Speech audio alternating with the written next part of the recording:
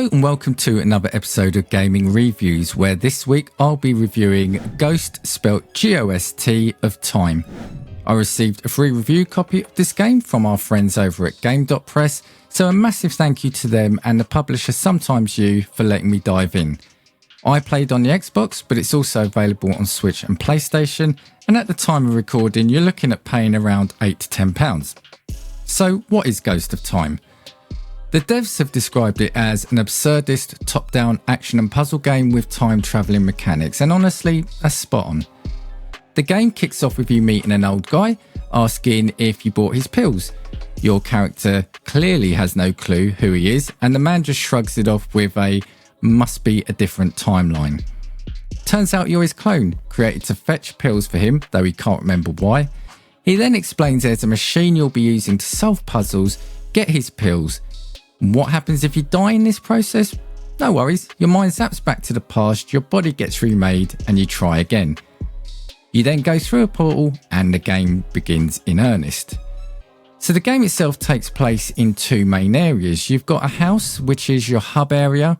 That's where your elderly self lives. Now, there's not much to do here, but you can replay levels on an old CRTV and check your collectibles here. Now, the puzzle chambers, that's where the actual game happens. They're top down, very colourful, very retro, and for me gave me the vibe of Gauntlet crossed with Chips Challenge.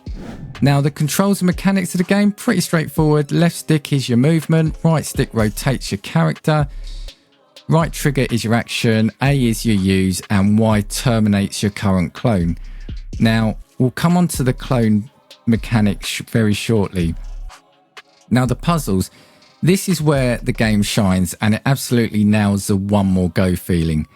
Every level is essentially a chamber with three main things: a green portal, which is your exit, a pill, which is your main goal, and an Easter egg, literally an Easter egg, which is an optional collectible. Your aim is to navigate the chamber, collect the pill, and if you can, the Easter egg, and then exit. Of course, there are obstacles like locked doors, destructible walls, pressure pads, enemies, spike traps, even bosses. Now, you get a limited number of clones per level, and the clone mechanic is absolutely the heart of this game. What you can do is you'll start off with your first clone. You can go do actions. You can then, if you die, a new clone will get terminated, or you can specifically terminate the clone to generate a new one to assist in the puzzles.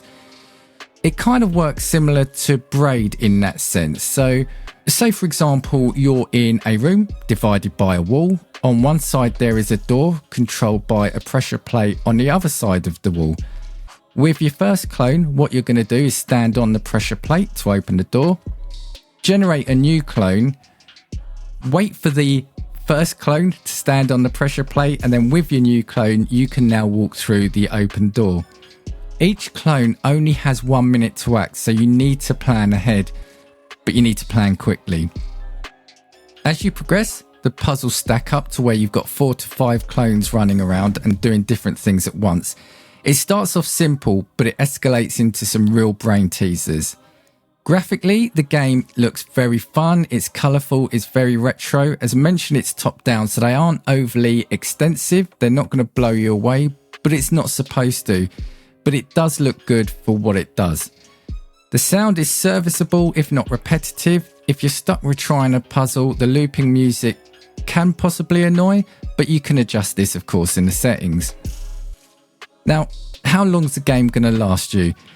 It's a short one. There are 40 levels in total, so I clocked completion at around 3 hours. But if you're a puzzle pro, you're definitely going to clear it faster. You'll probably take 90 minutes. If you struggle with some of the puzzles, your time's going to be a bit longer. But I think the 3 hour mark is what you're looking at with this game. So what are the negatives of the game? Well, the length. As mentioned, it's over pretty quickly, depending on your puzzle solving speed. And the sound, I've mentioned the music can get repetitive. But for the positives, it's definitely got the fun factor. The game is, well, I had so much fun with it. Both the scenario and some of the quirky elements that the game has. So, for example, the Easter eggs that you collect are very and I use a quote marks here, retro items like a teapot and a cassette tape. Another fun element is the way that you restart a complete playthrough. If you want to totally start from scratch, you enter the bathroom in the house and you literally use the toilet to flush away your save data. So when I'm talking about some fun and quirky elements, the game has a lot of these kind of things in there. The puzzles, really well designed. They build up gradually as mentioned, and sometimes I started a level and I was thinking, I don't know what I'm going to do here. And then you get that one aha moment that means everything slots into place. Just the one more go feeling. As I said, because each clone only has a minute before it generates a new one, you don't have too much time to think about it. And a level isn't going to take you half an hour to do. So it's a rapid game and you're constantly trying to achieve one of the objectives of exiting a level.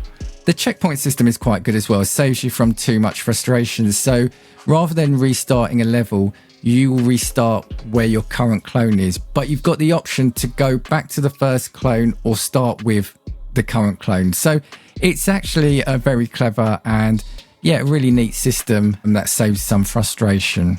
So final thoughts. Do I recommend Ghost of Time? I'm going to say yes if you are into puzzle games especially. The story could have used a bit more depth, but again, it's a puzzle game. The short play time might make you think twice about dropping £8 to £10 on it. But as I said, the puzzles were genuinely entertaining. I look forward to seeing what each new stage brought to me. And again, I can't underestimate how much fun I had with this.